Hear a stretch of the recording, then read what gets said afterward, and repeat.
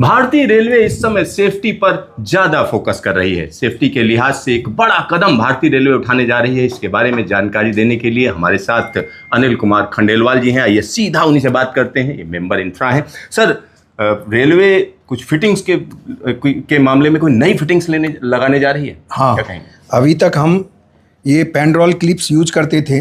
इसका mark 3 and mark 5 latest version है।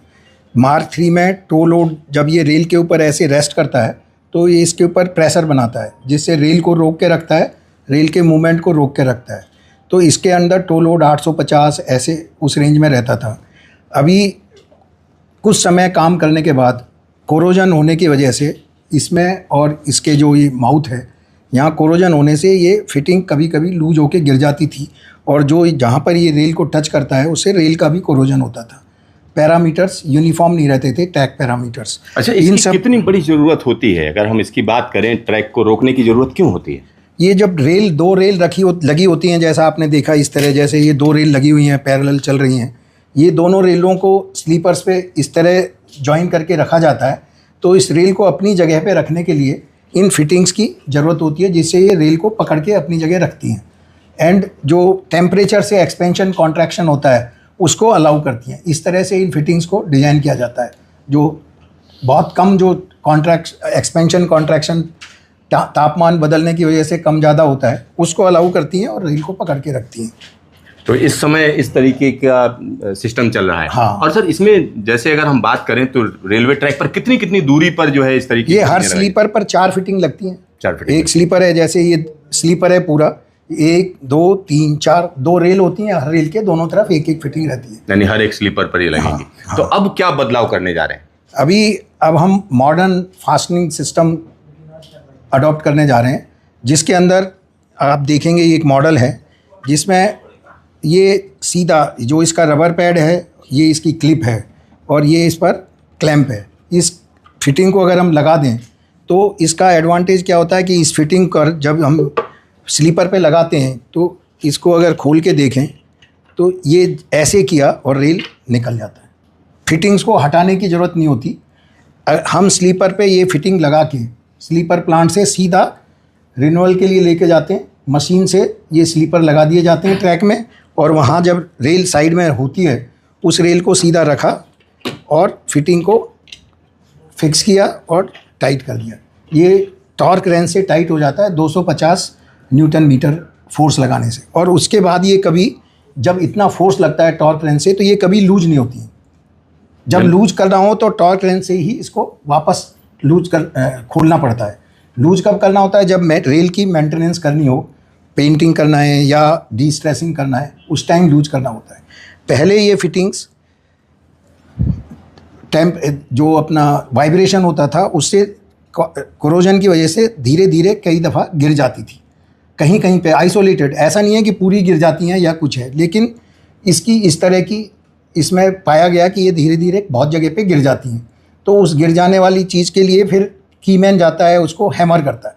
कोई ज़्यादा ज़ोर से हैमर कर देता है, उसकी वजह से दिक्कत आती है और फिर ये होल भी वाइडन हो जाता है, कोरोजन और हैमरिंग दोनों एक्शन से। इसमें कोई हैमरिंग या मारपीट की ज़रूरत नहीं रहती। ये सिंपली टॉर्क रेंज से ऐसे लूज किया, क्लिप को कहीं मारना नहीं है, कुछ नहीं करना है। अगर हमें रेल से कुछ मेंटेन करना है, क्लिप को बाहर निकाला, रेल फ्री। इसमें अगर रेल को निकालना है तो इसको मारना पड़ेगा, बाहर निकालना पड़ेगा, उसके बाद ही रेल निकल सकता है। तो मेंटेनेंस में इजी, एंड इसका मेंटेनेंस बहुत कम हो जाता है, क्योंकि एक बार अगर लगा दिया ये फिटिंग तो बाद में निकालने की ज़रूरत तभी पड़ती है जब आपको रेल बदलना हो या डिस्ट्रेसिंग करना हो। सर, और इनकी स्लीपर के साथ ही लग के आएगा? ये स्लीपर के साथ स्लीपर मैन्युफैक्चरिंग प्लांट से लग के आएगा। ये अलग से साइट पे डालने के बाद ये अलग से लगते हैं कंपोनेंट। तो ये इसको हम बोलते हैं पार्क्ड फिटिंग। तो उस स्लीपर के साथ जब बन के आएगा तो उसके टॉलरेंसेस भी स्ट्रिक्ट हो जाएंगे, कम हो जाएंगे। इसमें जैसे 7 mm 8 mm तक प्लस माइनस रहता है गेज, इसमें प्लस माइनस 1 mm तक यूनिफॉर्म गेज आता है, यूनिफॉर्म डायमेंशन पैरामीटर्स आते हैं।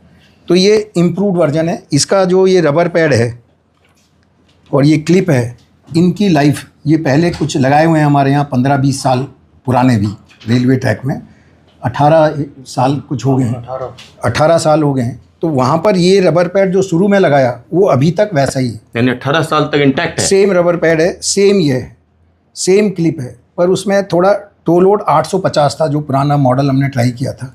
अब ये नया मॉडल मार्केट में आ गया W30, उसको W14 बोलते थे।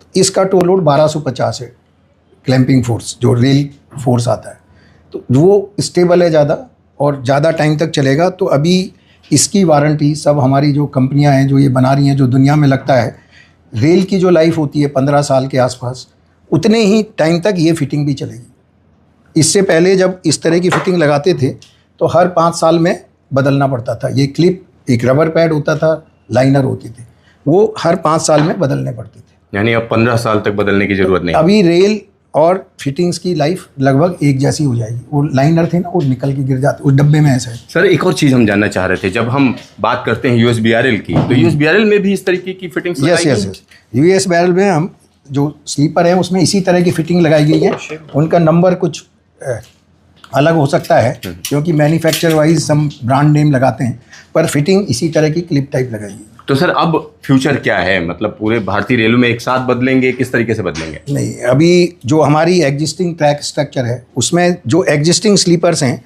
उसमें ये फिटिंग नहीं लगाई जा सकती। जब स्लीपर बदलेंगे तो उसी के साथ ये मॉडर्न फिटिंग्स लगाई जाएंगी। तो जैसे जैसे अब नए स्लीपर, नए ट्रैक डलेंगे, उसी के साथ साथ इन नई फिटिंग्स को स्टार्ट किया जाएगा। पहला प्रोक्योरमेंट का रिक्वायरमेंट स्टोर्स डिपार्टमेंट को दे दिया गया है, लगभग 4 lakh per month per year हम अभी प्रोक्योरमेंट की रिक्वायरमेंट दी है। उसके बाद ग्रेजुअली इसकी इंडिया में मैन्युफैक्चरिंग कैपेबिलिटी बढ़ेगी और पूरे जो नए ट्रैक्स हैं उनमें इस फिटिंग्स को लगाया जाएगा और जो पुराने ट्रैक का रिन्यूअल होगा लॉन्ग स्ट्रेचेस में, वहाँ पर इसको लगाया जाएगा। तो सर और अभी एग्जिस्टिंग कितने यानी ये अभी सबसे पहले सोननगर अंडाल वाला जो नया ट्रैक बन रहा है उसके लिए अभी बिड्स इनवाइट करने के लिए रिक्वायरमेंट दे दी गई है और बहुत जल्दी टेंडर इनवाइट हो जाएगा। और ऑलरेडी ट्रायल के लिए लगभग 20 किलोमीटर में इसको विजयवाड़ा डिवीज़न और विशाखापट्टनम डिवीज़न में लगाया गया है। वहाँ पर इसलिए लगाया गया है कि वहाँ कोरोजन ज़्यादा होता है, तो वहाँ पे अगर हम टेस्ट करेंगे तो इट इज़ यूनिवर्सल टेस्टिंग, अच्छा पता लग जाएगा कि कहाँ पर इसमें कुछ प्रॉब्लम तो नहीं आने वाली है। सर एक आखिरी सवाल, अगर हम इसकी बात करें तो ये क्या मेक इन इंडिया है या बाहर की टेक्नोलॉजी? ये टेक्नोलॉजी बाहर की थी लेकिन अब इंडिया में डेवलप हो रही है and it will come under make in India policy. Whatever total procurement will be there, it will qualify for make in India policy. और कॉस्ट वाइज अगर हम देखें तो कॉस्ट वाइज अगर देखें तो इनिशियल कॉस्ट थोड़ा ज़्यादा हो सकता है, लेकिन जो लाइफ साइकिल कॉस्ट है, अभी जैसा बताया कि हम इसको 2 से 3 बार बदलना पड़ता है, जो इस तरह की फिटिंग और ये इसके नीचे ऐसा लाइनर लगा रहता है, इन सब को अगर हम देखें तो ये टूटता है, ये सब 4-4, 5-5 साल में बदलते हैं, ये 15 साल तक चलेगा। तो लाइफ साइकिल कॉस्ट लेंगे, बीच में इसको बदलने के लिए ट्रेन रोकनी पड़ती है, ट्रैफिक ब्लॉक लेना पड़ता है, वो सब इसमें नहीं लेना पड़ेगा। तो लाइफ साइकिल कॉस्ट करें तो ये चीपर कॉस्ट करेगा इंडियन रेलवे को रादर देन जो हम एग्जिस्टिंग है। एंड नई टेक्नोलॉजी है, दुनिया के हर देश में अब इस तरह की टेक्नोलॉजी यूज़ होती है। आपका ढेर सारा धन्यवाद ये तमाम जानकारी देने के लिए। तो यहाँ पर आप समझिए भारतीय रेलवे जो नई तकनीक ला रहा है, इसकी सबसे बड़ी खासियत है ये है कि जो रेल पटरी है, जब रेल पटरी डाली जाएगी उसी के साथ स्लीपर्स में इस तरीके की फिटिंग्स रहेंगी और जो रेल पटरी की लाइफ है उसी की लाइफ के बराबर इसकी भी ज़िंदगी है। तो कुल मिलाकर जो बार बार मेंटेनेंस में पैसा खर्च होता है उसमें काफ़ी कमी आएगी, साथ ही साथ जो ट्रैक हैं वो सेफ हो पाएंगे। Siddharth, news station, Delhi. Screw tight करने का मशीन।